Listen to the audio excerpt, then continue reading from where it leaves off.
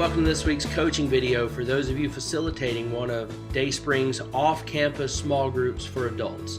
If you're facilitating one of those off-campus small groups on the week of February the 21st, then this video is designed to help you get ready to do that. If you'll grab your copy of the discussion handout, I'm going to be looking at it with you. We'll talk through some things, and hopefully that'll help you as you're preparing to get ready to lead your small group.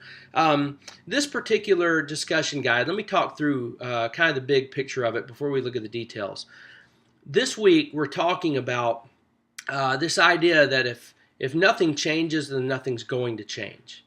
And what I mean by that is this. If you were to think about what you've accomplished for God, in fact, if you looked at last year, and you said, okay, here's what I accomplished for God, I think all of us would agree that we come up short in some regard, that we would say, I really could have or should have done more for the Lord or accomplished more for the Lord. Well, when you think about the old quip that says, the old definition of insanity, that doing the same thing but expecting different results, that's insanity. Well, I think it would be safe to say that all of us, if in fact we're not really accomplishing for the Lord what we know we could or should, then surely we need to change something this year, right?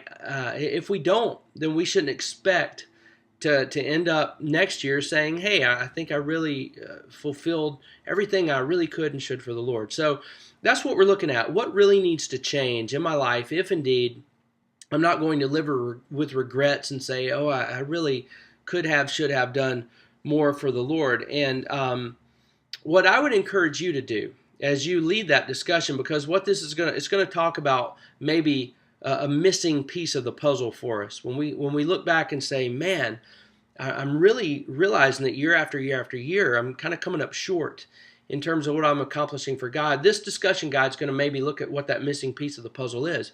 But here's what I would really encourage you to do as the group facilitator, to maybe specifically turn the dialogue specifically to the church-wide emphasis that we're doing, what we're calling room for one more. And in case you haven't been exposed to this yet, we're really talking about God's heart for lost sheep and how God's heart is for the lost sheep. Therefore, as a follower of Jesus, I need to be intentional about bringing at least one lost sheep into the fold. So that's what we're talking about, and we've kind of tried to make this challenge for all of us individually to say this year I'm going to take responsibility for at least one lost sheep, and I'm going to try and see to it as best as I can by next January to say, hey, there's somebody who's a part of our church family who was totally disconnected from God, and I made it my business to bring them into the fold. That's what we're talking about with room for one more. So what I would encourage you to do as you and your group start talking about this, and as you start talking about looking back and saying, did I really achieve for the Lord what I could have, should have, I would say turn the focus specifically on the whole lost sheep thing. Can you say that there has been a pattern in your life year after year after year after year of bringing lost sheep into the fold? And if not, surely we need to change something then, right? Because if we don't, then we're going to end up years from now going, I've spent decades and decades, and really missed the target, it seems. So, what is it that needs to change? Because if nothing changes, then nothing's going to change. But as you talk about this in general, maybe you can target that in on room for one more and really challenge you and yourself and your group to say, is there a pattern in my life of bringing lost sheep into the fold? And if not, then let's get down to business in this discussion guide and maybe see what it is that's missing, that needs to be added into my life so that I can accomplish this one thing for God that really I believe is connected to his heart. All right, so look at the discussion guide. I mean, we've kind of covered it in a nutshell, but let's look at the details. Discussion point number 1, you're going to read the passage from Sunday's text, from the sermon text, and then everybody's going to discuss kind of what you took away from it. And by the way, this is going to dovetail really nicely with the sermon, okay? But have everybody talk about what they picked up. You should have some good discussion carrying over from Sunday's sermon. After that, this is where you're going to start to get into the flow of what I just talked to you through. Look at discussion point number 2. It says, would you say that this statement is true of most people? And here's the statement. When I look back over the past year of my life, I feel like I could or should have accomplished more for God and his kingdom. And that's just it's almost a rhetorical question, because surely the answer is yes, right? When do you think most people in the church would say, man, I really, really could have, should have accomplished more for the Lord this year? Well, that brings you to discussion point number 3, which talks about that definition of insanity. It says, most of us have heard the quip about the definition of insanity, that it's doing the same thing yet expecting different results. It says, apply this quip to what we've discussed about not doing for God what we feel that we could or should have. How does that definition of insanity fit in with those of us who readily acknowledge that maybe this past year we didn't accomplish what we could or should have for God? And at this point, your group should start connecting the dots. Well, maybe we need to change something about what we're doing or how we're doing it or something, but something needs to be done different in my life this year than the year before. And this is where I think you as a group leader can say, well, let's talk specifically about this angle of accomplishing things for God. How many of us could say, last year we brought a lost sheep into the fold? And how many of us can say that the year before that we did and the year before that we did? In other words, you're really trying to create that tension right here, that you know what? God's heart is for the lost sheep. And that means that bringing lost sheep into the fold is something that I need to be doing as a follower of Jesus. And hopefully those in your group, which probably is going to be a lot of people, those who aren't living out that kind of a pattern, at this point, maybe it's a wake-up call to say, golly, I need to wake up here and maybe change something. So I think this is where you can really create that tension that's going to maybe motivate somebody to really dig deep and say, okay, what do I need to change here? Because I'm wasting my time in the life that I have. So this brings you to a passage of Scripture in discussion point number 3, Luke chapter 12, verses 27 through 34. Now, this is virtually the same passage that was on last week's discussion guide. So if your group happens to meet every week, this may sound familiar. Your group probably doesn't meet every week, so this probably isn't going to be a problem. But it's the passage where Jesus talks about seeking first God's kingdom. And we know that passage. Most of us know it from Matthew's passage, Matthew 6, verse 33, where Jesus said, seek first God's kingdom and his righteousness, and all these other things will be given to you. Well, this is Luke's account of that same sermon, if you will, that Jesus preached. But Luke's going to add 2 details that Matthew doesn't include in his account of this. Luke's going to include 2 details. And your discussion guide is going to hone in on those 2 details, especially the second one, because that one's going to answer this question. How does it look when I'm seeking God's kingdom first? We know the what. Seek God's kingdom first. That's the what. But Luke's account tells us something Jesus says that explains how it looks. And I think that's the missing piece of the puzzle for those of us who aren't bringing lost sheep into the fold year after year after year. So check it out. Discussion point number 4. It says Luke and Matthew both tell this account, but Luke includes 2 details that Matthew doesn't. And it says first, Luke includes this statement in verse 32. You'll read that aloud. And that's a verse where Jesus says that God desires to give us the kingdom. Now, he says, seek first the kingdom, and God desires to give you this kingdom.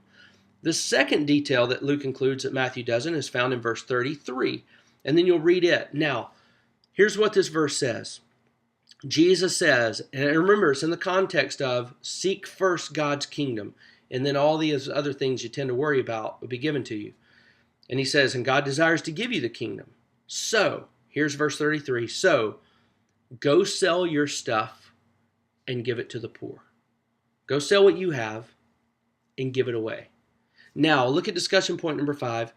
It says both Matthew and Luke tell us the what of our responsibility. That's to seek God's kingdom first. But Luke includes the how of that responsibility. In other words, he's telling us what it looks like when a person is seeking God's kingdom first. Now think about this. Typically, if I were to ask you, what does it look like for somebody to seek God's kingdom? What does that look like? I think that most of us answer with more of a personal and sort of an internal question. Well, seeking God means that we're praying and studying His Word and those things. I think that's how most of us envision what it looks like in a person's life if they're seeking God's kingdom first. But think about what Luke is revealing to us here and what Jesus said. Jesus said, seek my kingdom first. God wants to give it to you. Now here's what it looks like. Go sell your stuff and give it to somebody else.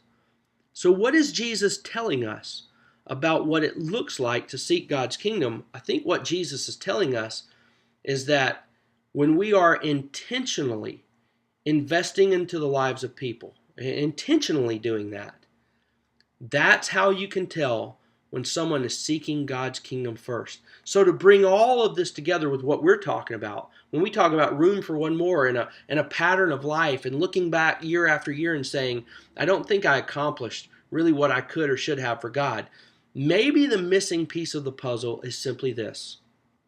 Are we investing into the lives of people intentionally? Are we making sacrifices for the good of other people? I think this is really the missing piece of the puzzle. And I think this is why a lot of us aren't seeing results in terms of sheep coming into the fold. Because maybe, just maybe, we think that that personal holiness is the end game. As important as personal holiness is, if we're not intentionally ministering to other people, then we're falling short on what it looks like to be seeking God's kingdom first. Does that make sense? Now I'll tell you a great cross-reference here. James chapter 1, and forgive me if I'm giving you the wrong verse because I'm talking off the top of my head here. But James chapter 1, I think is verse 27. James talks about what it looks like to really get it right. And he says we minister to orphans and widows, and we keep ourselves from being polluted by the world. So James is talking about personal holiness. Yes, that's a non-negotiable. But he's also talking about sacrificing for the good of others. It's a both and. So to bring all of this kind of to a conclusion, and let me just speak to you personally now. Would you say, yes, I'm bringing lost sheep into the fold year after year after year. It seems like I'm getting it right. If your answer is no to that, then something needs to change, doesn't it? Something needs to change, or that's not going to change. So could it be that in all of your energy and growing close in your relationship to God, which is a right thing to do, maybe you're not investing properly or enough into the needs of other people? Could it be that that's the missing piece of the equation? And that's what this discussion point is all about. This discussion guide is all about. It's about us making room for one more and actually doing it. And if we're not, then something needs to change, right? Otherwise, it's insane to think that all of a sudden we're going to start reaching more people. So that's what this discussion guide is all about. Hey, discussion point number 6 is a great closer. And it's kind of self-explanatory, but you and your group can work through that, and that'll close up your time together. And I really do hope, and I really do pray that that there is a tension in your discussion time this week. A tension of, am I really getting it done? Seeking God's kingdom. Am I really doing what I'm supposed to do? And hopefully that tension of, if you're not, hopefully that tension will create a desire to start doing something different. Specifically, investing intentionally into the lives of the people around us so that maybe we can win them over as they hear and see the gospel through us. Maybe they'll embrace it. All right? So thanks for listening in. I hope all this makes sense. Look over your discussion guide again. Listen to the video again if you need to. But God bless you, and thank you so much for leading out in your small group time this week. We'll see you Sunday.